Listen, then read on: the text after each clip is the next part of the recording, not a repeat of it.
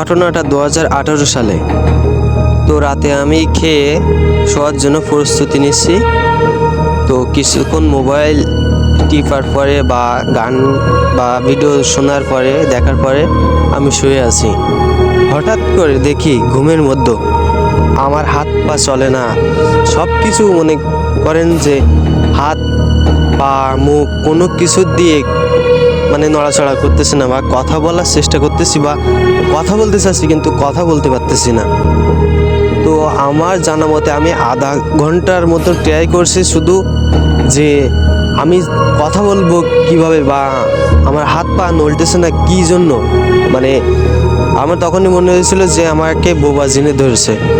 তো আধা ঘন্টার বেশি আমি কথা বলার জন্য কথা বলার জন্য চেষ্টা করছি, হাত পা নাড়ানোর চেষ্টা করতেছি কিন্তু পারি নাই।